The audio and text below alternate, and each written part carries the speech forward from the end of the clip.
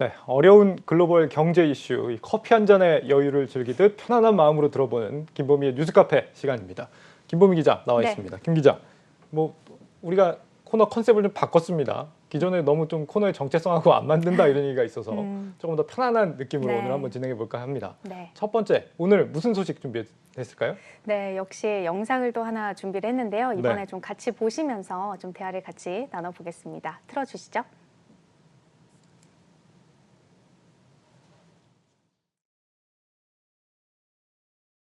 낄 수 없을 정도로 화제가 되고 있는 작품들이죠. 바로 웹드라마 오징어 게임과 DP입니다. 앵커도 당연히 보셨죠? 그렇죠, 당연히 봤죠. 어땠어요? 글쎄요, 저는 이제 동그라미 세모보다는 역시 네모가 되는 게 낫다 이런 생각을 했습니다. 관리자에 대한 욕심. 네모가 네. 관리자로 나왔잖아요. 네. 그래서 사실 저는 이제 한국 드라마 별로 이렇게 좋아하지는 않았었는데 왜냐하면 이제 워낙에 좀 불륜 대잔치거나 아니면은 뭐랄까요, 좀 백마탄 재벌 얘기 중심으로 나와서 그렇게 좋아하진 않았습니다 그동안. 그런데 네. 넷플릭스 이 한국 드라마 보면서 정말 생각이 많이 바뀌었습니다. 굉장히 내용도 깊다 보니까 해외에서도 아마 이런 부분 때문에 굉장히 좀 감명을 많이 받지 않았을까 이런 생각이 들고, 좀 세상을 좀 착하게 살아야겠다 이런 생각도 들고 말이죠. 착하게. 네. 네. 맞아요. 근데 사실 저 같은 경우에는 이제 우리나라에서 워낙 컨텐츠들이 이제 연이어서 히트를 치다 보니까 좀 네. 그동안 좀 죽어가던 넷플릭스가 다시 살아나고 있지 않았나라는 좀 생각을 좀 해봤거든요. 예, 맞습니다. 지금 이제 넷플릭스 서비스가 되고 있는 나라가 거의 한 190여 개국 정도가 된다고 해요. 그런데 이 중에서 지금 오징어 게임이 1위를 하고 있는 나라가 거의 한 100여 개국 가까이 된다는 거 알고 있습니까? 100여 개? 굉장히 많은데요. 그렇죠. 네. 근데 사실 저는 좀 여기에서 궁금한 게 하나 생겼는데 네. 이거를 오늘 좀 첫 번째 이제 주제로 좀 잡아볼까 합니다. 넷플릭스와 오징어 게임 얘기에서 궁금한 게 생겼다. 네. 어떤 걸까요? 넷플릭스가 과연 우리나라에 세금을 좀 얼마나 내고 있을까? 이렇게 K 컨텐츠로 대박을 치고 있는데 세금은 과연 또 얼마나 내고 있을까? 조금밖에 안 낸다고 하는데 정말 조금 내고 있는 걸까? 약간 이런 거 좀 궁금하지 않으세요? 네, 많이 궁금합니다. 네. 네, 약간 답정너 같은데 네. 그래서 제가 좀 미리 취재를 좀 해봤습니다. 네, 한국 콘텐츠로 대박난 넷플릭스, 한국의 대체 세금을 얼마나 내고 있냐, 이게 오늘의 주제군요. 네. 바로 한번 들어가 보죠. 넷플릭스, 우리나라에 세금 얼마나 내고 있습니까? 정말 찔끔, 정말 쥐꼬리 수준이었습니다. 네, 쥐꼬리요. 네. 넷플릭스가 지난해 우리나라에서 올린 매출이 4,154억 원이었는데요. 우리나라에 낸 법인세는 21억여 원에 불과했습니다. 이거 근데 솔직히 좀 와닿지 않으시죠? 네. 그래서 조금 더 적나라하게 비교를 좀 해드리면요. 구글이나 페이스북이나 애플 등과 같은 이 19개 글로벌 기업들이 지난해 우리나라에 낸 법인세는 총 1,539억 원이었는데요. 이거는 네이버 한 곳이 이 국내에서 낸 법인세의 36%에 불과했습니다. 지금 비교군 녹색으로 나와 있는 것이 이제 네이버가 지난해 이제 한 해 동안 낸 법인세였고 19개 글로벌 기업들이 낸 법인세는 파란색 그래프로 나와 있죠. 굉장히 적다는 걸 좀 볼 수가 있습니다. 화가 날 만한 얘기네요. 네. 4천억 벌면서 세금 20억, 이거 좀 해도 너무한 거 아닙니까? 어쩌다가 이렇게 된 겁니까? 이게 사실 뭐 우리나라에 법인이 없다는 이유로 혹은 또 우리나라에 서버를 두지 않고 있다는 이유로 또는 우리나라에서 발생한 매출을 뭐 다른 이제 본사로 이전을 시킨 다음에 우리는 뭐 한국에서는 영업이익이 적게 났어 이런 식으로 꼼수를 쳐서 이제 좀 요리조리 세금을 피해갔던 겁니다.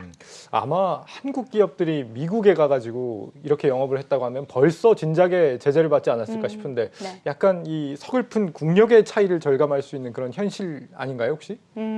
네, 맞아요. 근데 그것도 그런데 사실 이런 플랫폼 기업들은요, 요리조리 좀 잘 도망을 다니거든요. 그래서 이 본사를 미국에 안 두고 아일랜드나 싱가포르 같은 우리가 일명 조세 해피처라고 부르죠. 네. 그런 곳에 보통 이제 본사를 두고 있습니다. 이제 뭐 한 나라 정부의 힘만으로는 이 글로벌 거대 공룡들을 막을 수 없는 여럿이 좀 힘을 합쳐야 되는 그런 상황이 됐다라는 생각이 듭니다. 네. 확실히 그런데 이제 주말에 들려온 소식을 보니까 이런 부분에 대한 그 세금 내는 법들이 좀 바뀐다는 거죠? 네, 맞습니다. 이제 최근에 디지털세 또 글로벌 법인세 관련된 뉴스들을 좀 종종 접해 보셨을 겁니다. 네. 그게 바로 이제 앵커가 얘기한 내용인데요. 이 OECD와 그리고 주요 20개국이 글로벌 법인세 최종 합의문을 발표를 했습니다. 그리고 이 합의문은 이달 30일부터 열리는 이 G20 정상회의에서 채택이 될 예정입니다. 디지털세랑 글로벌 최저 법인세가 같은 말이었군요. 이거 좀 내용이 좀 많이 어렵더라고요. 어디에 어떤 기업이 뭐 얼마를 맞아요. 낸다는 건지 네. 정확히 어떤 겁니까?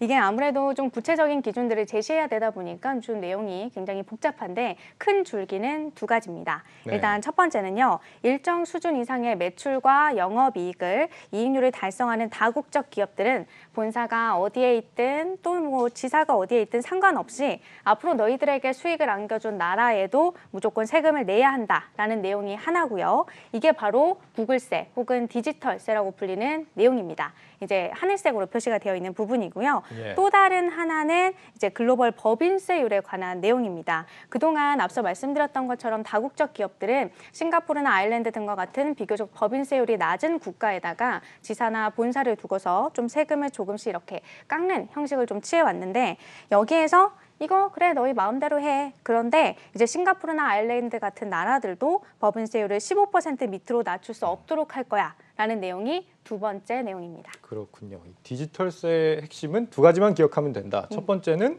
그러니까 수익이 나는 나라에다가 세금을 내야 한다는 거고, 네. 두 번째는 이제 더 이상 조세 피처 같은 거 이용할 수 없어 이런 거라는 거죠.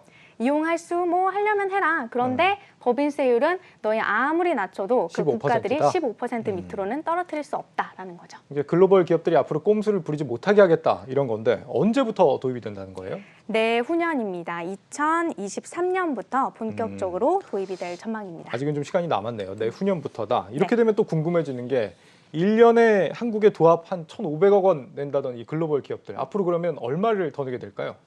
사실 결론부터 말씀드리면요. 솔직히 아주 눈에 띄게 이렇게 확 늘어나지는 않을 겁니다. 그래요? 별로 안 늘어요? 왜일까요?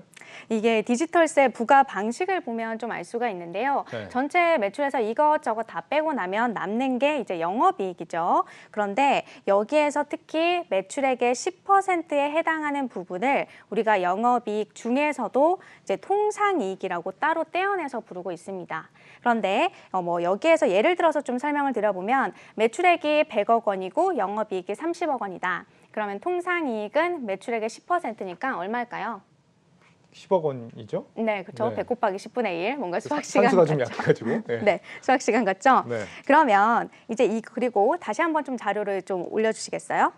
네, 그러면 이제 이 전체 이익에서 통상이익을 뺀 부분을 우리가 또 초과이익이라고 부르는데요. 네. 그러면 앞서 예시에서 100억 원, 30억 원일 때 통상이익이 10억 원이었죠. 그러면 초과이익은 얼마게요?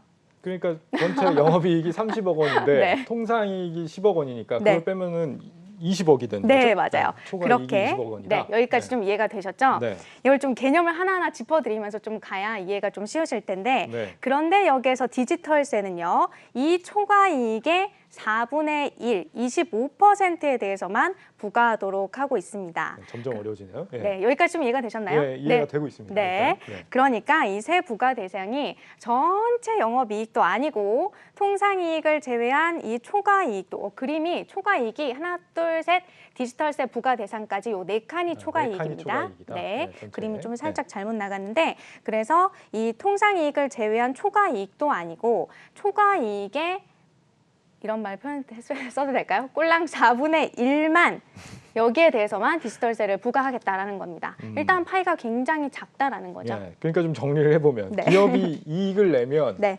일부는 이제 빼고 일단 일부는 제외하고 그 남은 거에 4분의 1을 그 4분의 1을 다 세금으로 부과하겠다는 것도 아니고 네. 그 4분의 1을 모수로 해서 세율을 매기겠다. 그렇죠. 그때부터. 네. 이러면 진짜 얼마 못 걷는 거 아니에요? 네, 맞습니다. 그런데 여기에서요, 또 이 부분이 우리나라로 들어오면 이 파이가 더 작아집니다. 이게 무슨 말이냐면 기업 전체 매출에서 우리나라가 차지하고 있는 이 매출의 비중이 있겠죠. 네. 그 비중을 또 곱해서 우리나라가 세금을 물릴 수 있도록 하고 있는 건데요. 예를 들어서 우리나라에서 발생하는 이 구글 매출이 구글 전체 매출의 2%밖에 안 된다라고 한다면 곱하기 2%가 해서 그 파이가 더 작아지는 겁니다. 최종적으로는 또 여기에다가 우리나라 법인세율이라는 게 있기 때문에 그 네. 율까지 또 곱해서 최종적으로 이 법인세가 완성이 되는 건데요.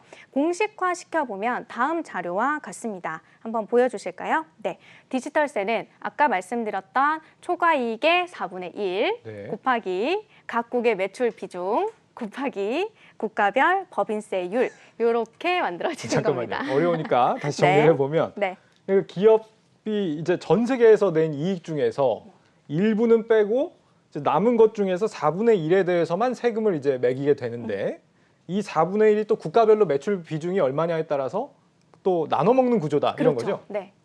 그러면 진짜 뭐 얼마 남는 게 없는 거 아닙니까? 구체적으로 뭐 얼마나 더 늘어나게 될까요?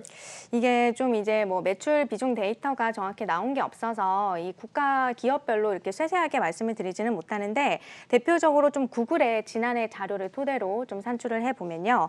일단 지난해 기준으로 구글의 지주회사 이 알파벳의 매출이 198조 원이었고 영업이익이 45조 원 그리고 또 이 한국 매출 비중이 2%였습니다. 이걸 토대로 아까 말씀드렸던 식에다가 넣어서 계산기를 두드려 보면 네. 약 237억 원의 법인세를 물릴 수 있다는 계산이 나옵니다.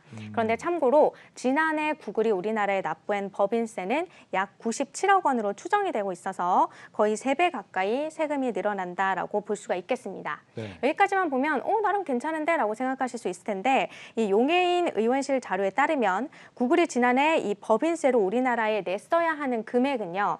실상 2,823억 원으로 추정을 하고 있거든요. 그러니까 2,823억 원을 내야 하는데 실제로는 97억 원밖에 안 냈던 거고 네. 그리고 디지털세를 적용을 한다 하더라도 이 실제로 냈어야 하는 금액의 10분의 1 수준밖에 안 된다라는 겁니다. 그러네요. 구글은 뭐 우리나라에서 유튜브 수익도 가져가고 진짜 수익이 어마어마할 것 같은데 상당히 좀 아쉬운 수준입니다. 3배 늘어난다고 하지만 그런데 여기서 또 이제 꼼수가 걱정이 되는 부분이 있습니다. 그러니까 지금도 좀 일어나고 있는 일이긴 한데 우리나라에서 나는 매출을 다른 나라로 이전시킬 가능성 이런 건 없는 겁니까? 있습니다. 사실 지난해에도 이 넷플릭스가 매출의 80%를 이 본사로 이전을 시켜서 그러는 어떤 꼼수로 좀 비난을 받기도 했었는데요. 네. 이런 일을 말씀하신 것처럼 앞으로 언제든지 가능합니다.